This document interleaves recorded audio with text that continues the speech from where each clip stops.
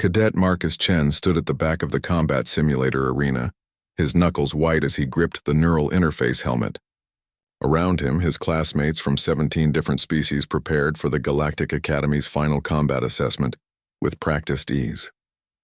The Vraxians flexed their forearms, each capable of crushing titanium.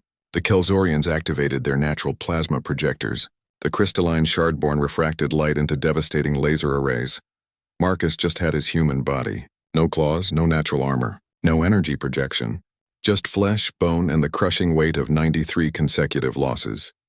The human should withdraw, clicked Vathros, a mantid warrior whose compound eyes glittered with barely concealed contempt.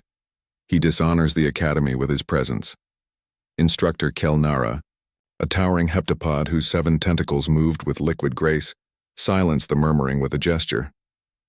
Cadet Chen has earned his place in this assessment. He will compete. The words were kind, but Marcus heard the doubt beneath them. For 2 years, he had been the Academy's most spectacular failure.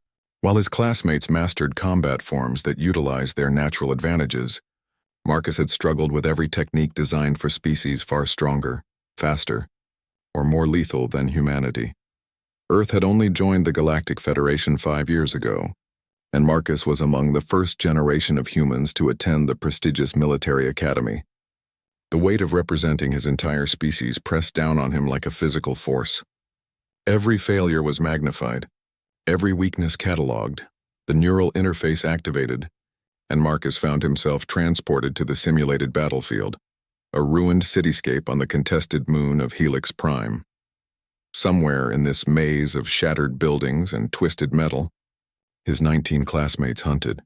The rules were simple. Last cadet standing wins. Marcus's heart hammered as he pressed himself against a collapsed wall. Through the gaps in the rubble, he could see the Vraxian Vathros moving with terrifying speed, already having eliminated 2 opponents in the first minute. A plasma bolt scorched past Marcus's position, a Kelzorian on the hunt. He was outmatched in every measurable way. Logic dictated immediate surrender. But something deep in Marcus's genetic memory stirred, something ancient and primal that humanity had carried from the caves of Earth to the stars. His breathing slowed. His pupils dilated. The world seemed to sharpen into crystalline focus. Humans didn't evolve with claws or armor. They evolved with something far more dangerous: endurance, adaptability, and the ability to function through injuries that would incapacitate most species. Marcus moved. He didn't try to fight like a Vraxian or shoot like a Kelzorian. Instead, he did what humans had done for millions of years. He hunted. While his classmates engaged in spectacular displays of power, Marcus became a ghost in the rubble. He tracked movements, learned patterns, exploited the one advantage no other species had considered. Humans were persistence predators who could keep going long after others exhausted themselves. The Kelzorian who had fired at him was powerful, but relied on short bursts of plasma. Marcus watched from the shadows as the alien engaged 3 opponents simultaneously, draining his natural reserves.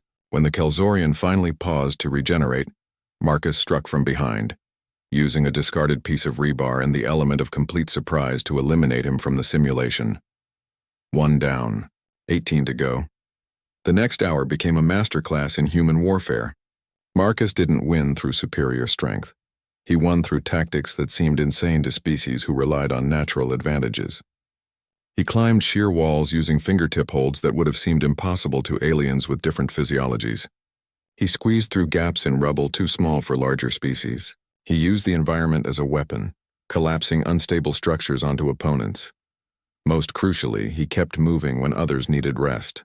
Vraxians were sprint predators. Mantids required periodic stillness. Shardborn needed sunlight exposure to maintain energy. But humans? Humans could jog for hours, fight through pain that would drop other species, and function on minimal resources. The remaining cadets began to realize something terrifying. The weak human wasn't playing by their rules anymore. Marcus's combat style became increasingly unpredictable. He threw rocks to create distractions, something no civilized warrior would consider. He used psychological warfare, making sounds in the darkness that triggered primal fears in species who had never been prey. He adapted stolen weapons from fallen opponents, combining them in ways their original owners had never imagined. When Vathros finally cornered him in a collapsed building, the Mantid warrior's confidence was absolute. 4 arms against 2, natural exoskeleton against soft flesh, superior strength against human fragility. You fought well, human, Vathros clicked. But this ends now. Marcus smiled, and something in that expression made the Mantid hesitate. Humans smiled for many reasons, but the smile of a human pushed to their limits was something else entirely. It was the smile of ancestors who had hunted mammoths with stone tools. The smile of a species that had clawed its way to the top of Earth's food chain, not through natural weapons, but through sheer, bloody-minded refusal to quit. Marcus didn't try to overpower the Mantid. Instead, he did something Vathros's combat algorithms couldn't predict. He grabbed a support beam and brought the entire structure down on both of them. In the chaos of falling rubble, with debris that would have killed most species, Marcus's flexible spine and sturdy skeletal structure allowed him to roll, absorb impact, and emerge battered but functional. Vathros, designed for open combat, was eliminated by environmental damage. When the simulation finally ended, Marcus stood alone in the digital wasteland, bleeding from a dozen wounds that would have dropped any other species, his body pushed beyond what should have been possible. The neural interface disengaged. In the real arena, silence reigned. Instructor Kelnara's tentacles rippled with what Marcus had learned to recognize as profound shock. Cadet Chen, how did you were rated 93rd percentile in likelihood of first elimination. Marcus pulled off his helmet, revealing the intensity still burning in his eyes. You taught us to fight using our natural advantages, instructor. I just took longer to understand what mine were. The truth crystallized in that moment, spreading through the assembled aliens like a shockwave. They had been teaching the human to fight like them, powerful, specialized, dependent on natural weaponry. But humans hadn't conquered Earth by being the strongest or fastest. They had done it by being adaptable, enduring, and utterly relentless, by being the species that could chase prey for days until it collapsed from exhaustion, by being the species that could eat almost anything, survive almost anywhere, and keep going through injuries that would kill others, by being the species that turned their weaknesses into weapons and their flexibility into an unstoppable advantage. Vathros approached Marcus, mandibles clicking in a gesture of respect.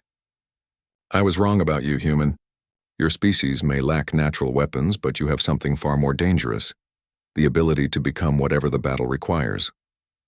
As Marcus left the arena, he finally understood what humanity's true power had always been, not strength or speed or natural armor, but the capacity to adapt, endure, and overcome through sheer determination. The human had been the worst in his class by every traditional measure, but traditional measures had never accounted for a species as versatile and relentless as humanity.